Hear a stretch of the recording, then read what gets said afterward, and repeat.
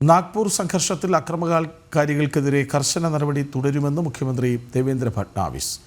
കലാപകാരികളുടെ സ്വത്തുക്കൾ കണ്ടുകെട്ടും, വേണ്ടിവന്നാൽ ബുൾഡോസർ നടപടി സ്വീകരിക്കുമെന്നും ഫട്നാവിസ് പറഞ്ഞു. തീവ്ര ഇസ്ലാമിസ്റ്റുകളുടെ ആസൂത്രിത ആക്രമണമാണ് നാഗ്പൂരിൽ നടന്നതെന്ന് പോലീസ് വ്യക്തമാക്കിയിരുന്നു.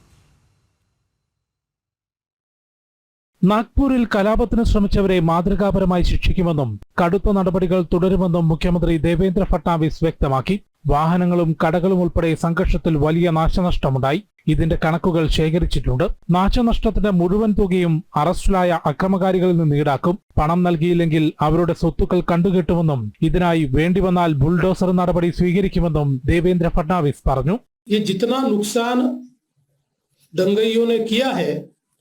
इसका पूरा हिसाब निकाला जाएगा और ये पूरा नुकसान उनसे वसूल किया जाएगा और अगर वो नुकसान के पैसे नहीं भरते हैं तो उनकी प्रॉपर्टी को बेचकर ये नुकसान भरपाई की जाएगी।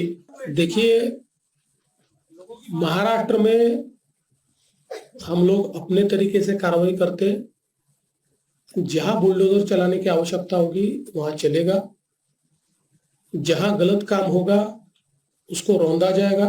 നാഗ്പൂരിൽ ഹൈന്ദവ സംഘടനകൾ ഖുറാൻ കത്തിച്ചെന്ന വ്യാജ പ്രചാരണം നടത്തിയായിരുന്നു ഇസ്ലാമിസ്റ്റുകൾ സംഘർഷത്തിന് തുടക്കമിട്ടത്. കലാപം ആസൂത്രണം ചെയ്ത ഫഹീം ഷമീം ഖാൻ ഉൾപ്പെടെ 100ഓളം പേരെ പോലീസ് അറസ്റ്റ് ചെയ്തു. അക്രമികൾ വനിതാ പോലീസ് ഉദ്യോഗസ്ഥരെ ലൈംഗികമായി ഉപദ്രവിച്ചതായും എഫ്ഐആറിൽ രേഖപ്പെടുത്തിയിട്ടുണ്ട്. ജനം, ഡൽഹി.